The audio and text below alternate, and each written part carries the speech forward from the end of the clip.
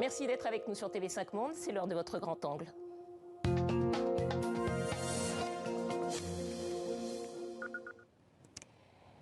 Et pour cette deuxième partie de journal, on prend de la hauteur. Si vous êtes passionné par l'espace, c'est le moment de lever les yeux vers le ciel. Ce soir et pendant 3 nuits, l'Association française d'astronomie organise la Nuit des étoiles. Des centaines d'événements sont prévus un peu partout en Europe. Le thème de cette 30e édition, c'est l'exploration spatiale. Et pour en parler, nous sommes avec notre éditorialiste, Slimane Zeguidour, et avec Emmanuel Jehin depuis Liège, en Belgique. Bonsoir. Emmanuel Jehin, bonsoir. Vous êtes astrophysicien. Vous avez co-découvert, je le précise, un système de 7 exoplanètes que vous avez baptisé TRAPPIST. Peut-être une première question pour commencer. Si on est passionné d'astronomie, qu'est-ce qu'on peut voir ce soir et comment est-ce qu'on peut observer les étoiles un peu partout en Europe ? Oui, alors l'été est un des moments les plus intéressants pour observer les étoiles parce qu'il fait encore, le climat le permet encore, il ne fait pas trop froid. En fait, ces nuits qui viennent sont très intéressantes parce qu'on va pouvoir observer le croissant de lune, on va pouvoir observer les planètes Saturne et Jupiter, Saturne avec ses anneaux qu'on peut voir dans de petits télescopes, et Jupiter, on peut voir les 4 lunes qui tournent autour de Jupiter. On pourra également observer évidemment les fameuses étoiles filantes de la Miou, les Perséides. Alors, je rappelle que vous-même, vous organisez la Nuit des étoiles à l'Eurospace Center en Belgique. Comment ça va se passer chez vous ? Alors en Belgique, en effet, il y a des nuits d'observation le week-end prochain, notamment à l'Eurospace Center et ici à Spa, avec le groupe Astronomie de Spa. En fait, nous serons au moment du maximum de l'essai d'étoiles filantes, c'est-à-dire quand la Terre est à l'intérieur de cette traînée de particules abandonnée par une comète et qui donne ces petites traînées lumineuses dans le ciel. Alors là, à l'Eurospace Center, il y a toute une série d'activités de très nombreux clubs d'astronomie qui viennent pour présenter le ciel et leurs activités aux visiteurs. Alors Emmanuel Jehin, on parle du télescope James Webb, c'est un peu la nuit des étoiles pour les spécialistes. Ce télescope, il a été lancé en décembre, on a découvert ces images le mois dernier d'une qualité, d'une précision exceptionnelle. Qu'est-ce qu'un outil comme ce télescope peut apporter, non pas à la connaissance scientifique, mais au quotidien des êtres humains ? Alors il faut savoir que grâce à ce télescope, on va pouvoir remonter aujourd'hui de façon de plus en plus précise à nos origines, aux origines de l'univers, mais aussi aux origines de la formation des étoiles et des planètes, et notamment mieux comprendre de cette façon la formation de notre planète, la Terre, également en étudiant d'autres planètes qui tournent autour d'autres étoiles, ce qu'on appelle les exoplanètes, et peut-être pour la première fois arriver à mesurer la composition de certaines atmosphères de planètes de type terrestre dans la zone habitable. Ça fait rêver. Ça fait rêver, en effet, et l'espace, c'est fait pour faire rêver, c'est aussi fait pour faire de la recherche, et donc c'est aussi la Station spatiale internationale, centre de recherche auquel participent les Américains, les Russes, les Japonais, les Européens et les Canadiens. La fin de l'ISS est programmée pour 2030. Récemment, les Russes ont annoncé qu'ils pourraient partir dès 2024. Quelles pourraient être les conséquences sur la recherche spatiale s'ils quittaient le navire avant la date ? Alors oui, c'est un très gros problème parce qu'il faut savoir que la station spatiale ne peut fonctionner qu'en complète coordination entre les Américains, les Russes, les Européens également et les Canadiens, et que ici les Russes vraiment c'est une annonce qu'on attendait, c'est pas une grande surprise.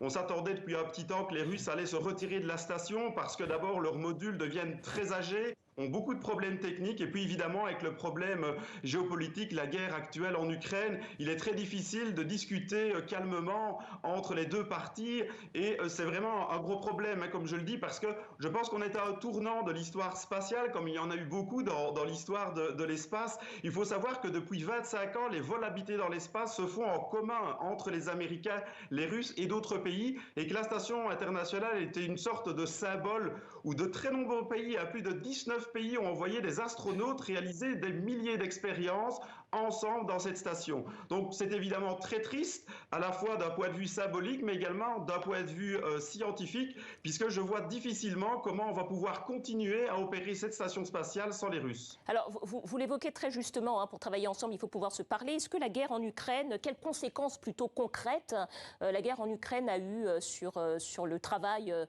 sur l'ISS ?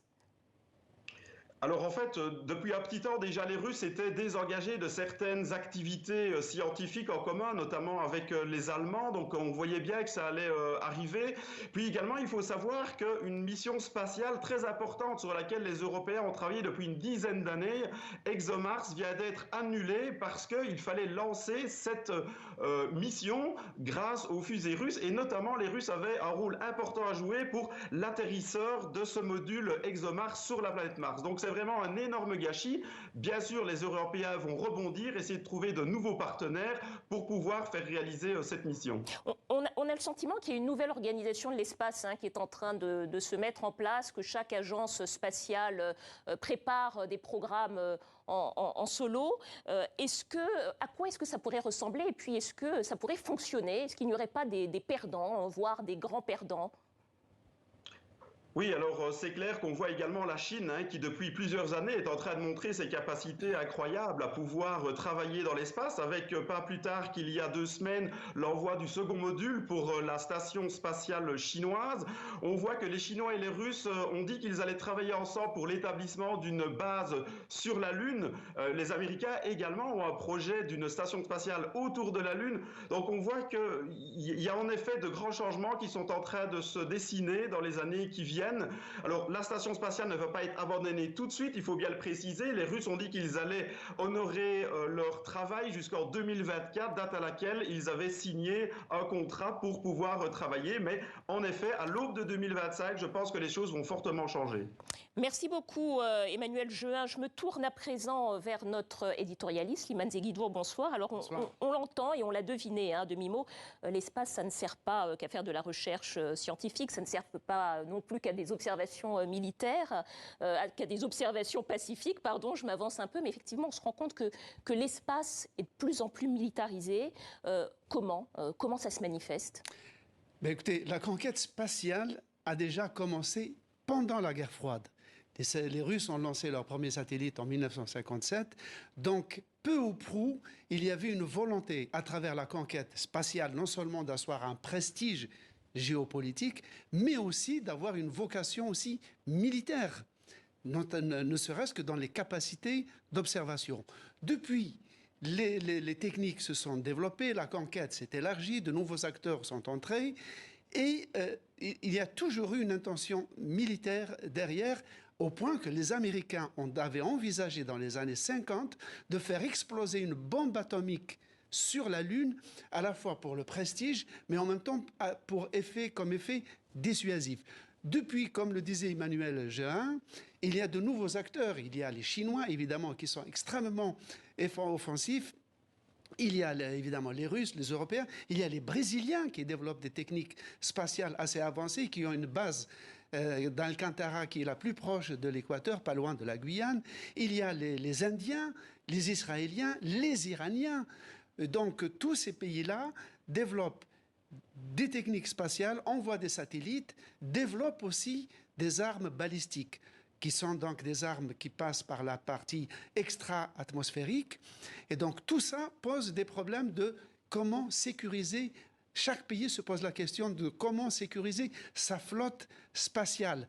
Et donc, on envisage maintenant des armes, des satellites anti-satellites, des satellites tueurs de satellites. Déjà, il y a eu des tests en ce sens par les Américains, les Indiens, les Russes, de destruction de certains satellites à partir de la Terre avec des armes, notamment au laser. Slimane, donc la militarisation est en marche. Mais Slimane, justement, concrètement et en très peu de mots, est-ce que ça veut dire que l'espace, que demain on peut assister à une guerre des étoiles? Que ce n'est pas simplement un scénario de film? Alors, pas de destruction des satellites, parce que la destruction d'un satellite, c'est pas comme couler un bateau. Couler un bateau, il part dans le fond et on ne le voit plus. La destruction d'un satellite fait quand même que ces débris vont rester en orbite et ces débris qui vont se multiplier peuvent détruire ou endommager gravement d'autres satellites qui sont en bon état. Donc c'est un champ de lutte à peu près limité, néanmoins un peu brouillé les communications d'un satellite. Par exemple, vous avez dans les GPS, le GPS était jusqu'il y a quelques années entièrement américain. Maintenant, les Russes ont le GLONASS, ils ont leur propre système de GPS, les Chinois aussi et les Européens.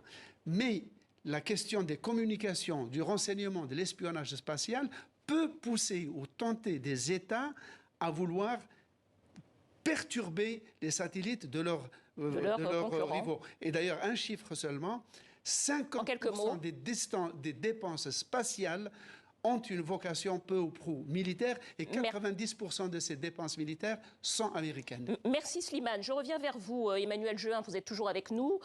Pendant longtemps, on a dit que l'espace n'appartenait à personne. On se doute que c'est plus tout à fait vrai aujourd'hui.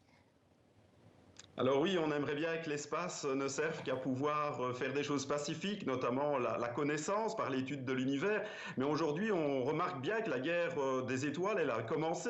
Donald Trump a créé une nouvelle équipe de militaires pour le spatial.